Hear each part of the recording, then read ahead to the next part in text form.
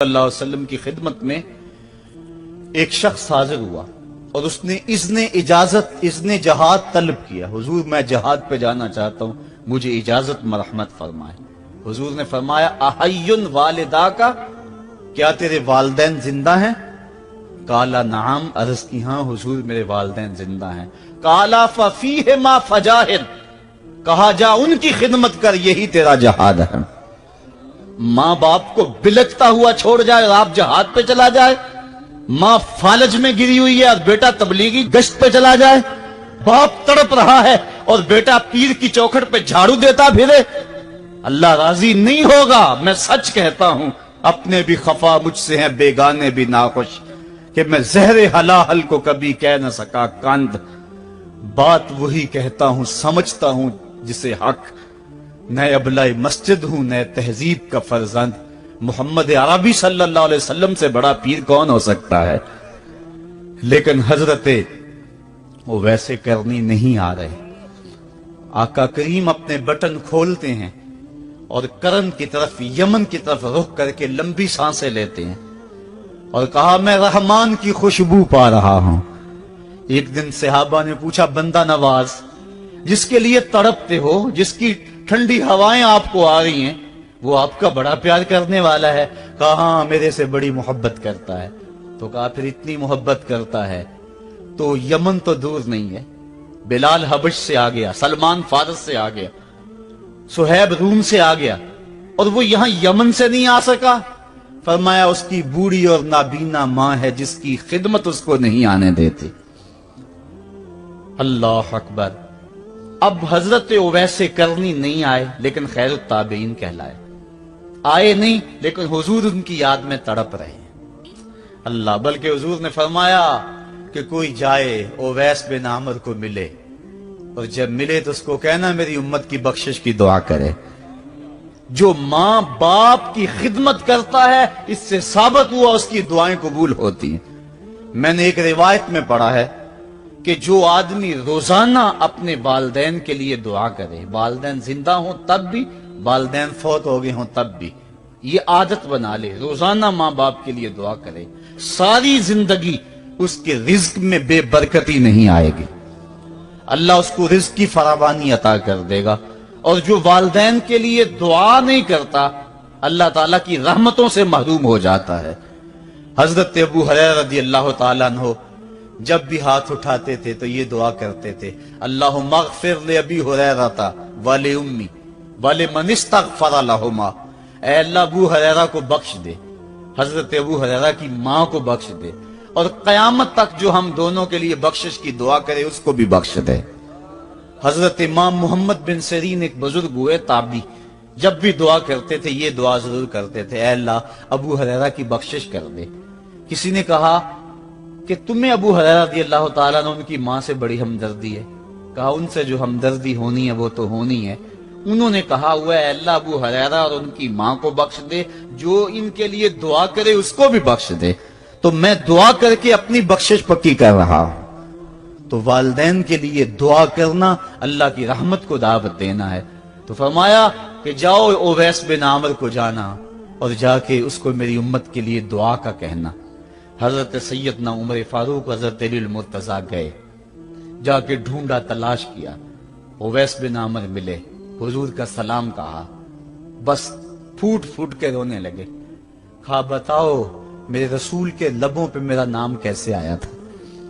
حضور میرا جب تذکرہ کرتے تھے کیسے کرتے تھے؟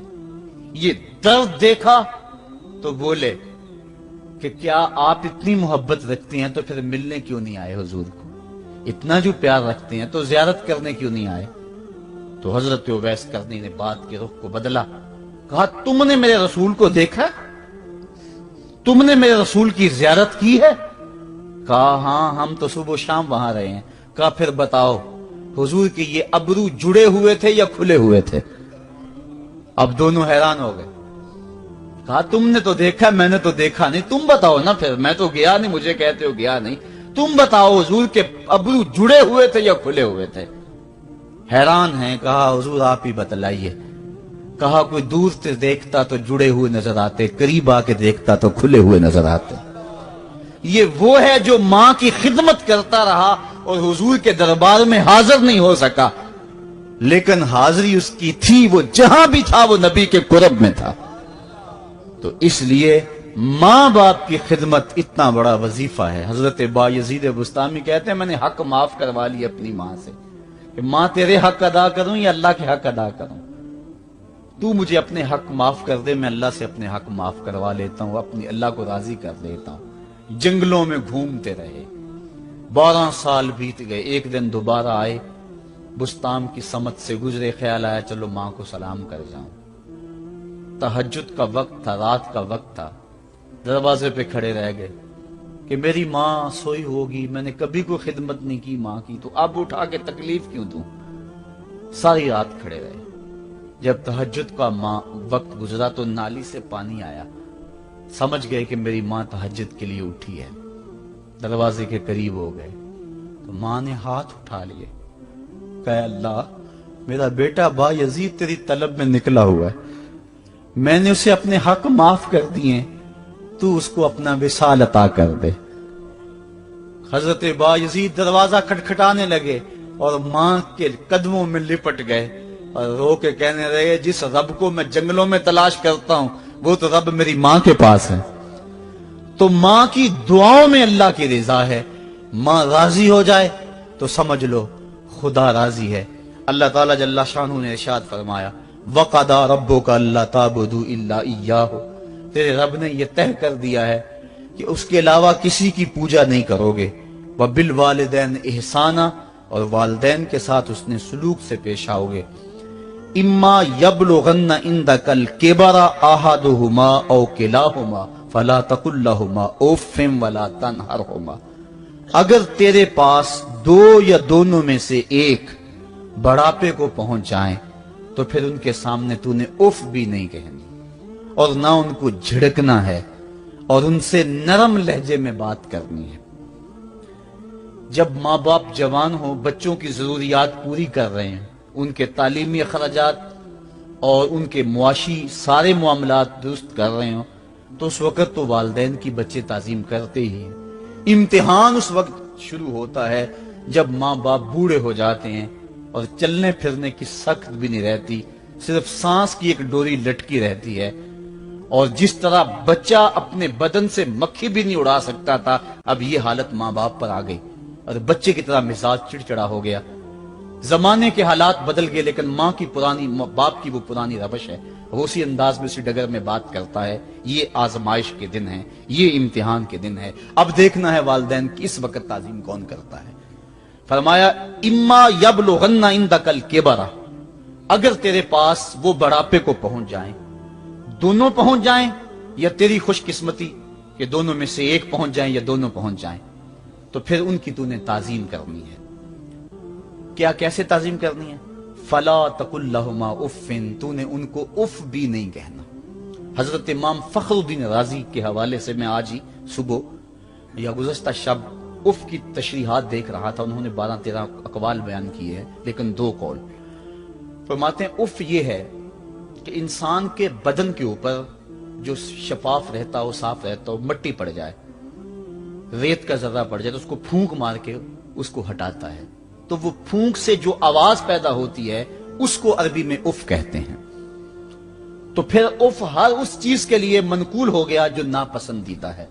ایک تو قول یہ ہے کہ والدین کے سامنے اس احتیاط سے رہو۔